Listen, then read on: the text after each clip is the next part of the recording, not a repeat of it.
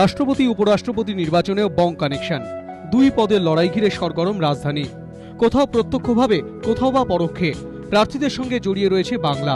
কেউ রক্তের সম্পর্কে বাঙালি, কেউ বা জন্মসূত্রে, কারো সঙ্গে আবার কেবলই বাংলার সঙ্গে রাজনৈতিক যোগ। 1969 সালে রাজ্যসভায় প্রথম নির্বাচিত হওয়া থেকে আজ রাইসিনার দরজায়। দীর্ঘ 4 দশকের রাজনৈতিক জীবন পরিক্রমায় সামলেছেন বহু গুরুত্বপূর্ণ পদ।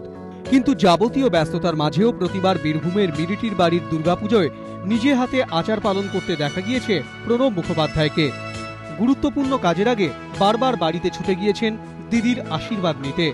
প্রণবের প্রতিদ্বন্দ্বীর ক্ষেত্রেও সেই বাংলা যোগ। জন্মসূত্রে না হলেও মেঘালয়ের বাসিন্দা পিএ সাংমার সঙ্গে বাংলার টান নারীর। অনর্গল বাংলা বলতে ও লিখতে পারেন। অবসরে ভালোবাসেন রবীন্দ্রনাথ পড়তে।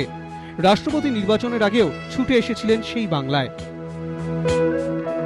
2004-এ আমি যখন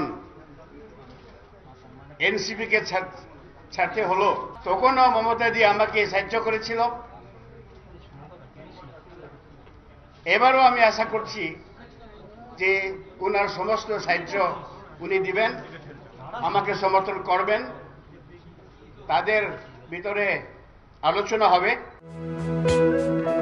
বং কানেকশনের শেষ এখানেই নয়, অব্যাহত উপরাষ্ট্রপতি নির্বাচনেও।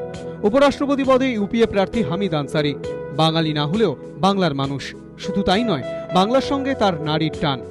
জন্ম, বড় হয়ে ওঠা সবই কলকাতার বুকে। পড়াশোনা করেছেন সেন্ট জেভিয়ার্স কলকাতা বিশ্ববিদ্যালয়। আজও সময় পেলে স্মৃতির সরণি ধরে ফিরে যান ছাত্রজীবনের সেই দিনগুলিতে।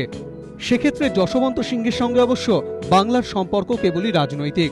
2009 সালে লোকসভা নির্বাচনে দার্জিলিং থেকে জয়ী হন জন্মসূত্রে রাজস্থানের যশবন্ত সিংহ। বৃহস্পতিবারই গোপন ব্যালটে রাষ্ট্রপতি পদের জন্য প্রার্থীকে ভোট দেবেন সাংসদ বিধায়করা। অঙ্কের হিসেবে রাইসিনার সিংহাসন কে দখল করবেন তা জানা যাবে রবিবার। উপরাষ্ট্রপতির ফল জানা যাবে আরও পরে। কিন্তু রাইসিনার ত্রয়োদশ বাসিন্দা বা তারপর উপরাষ্ট্রপতি যেই হন, তাঁর জীবনপঞ্জিতে যে বাংলার যোগ থেকে যাবে তা এখনই নিশ্চিত। দীপক ঘোষ, এবিপি আনন্দ।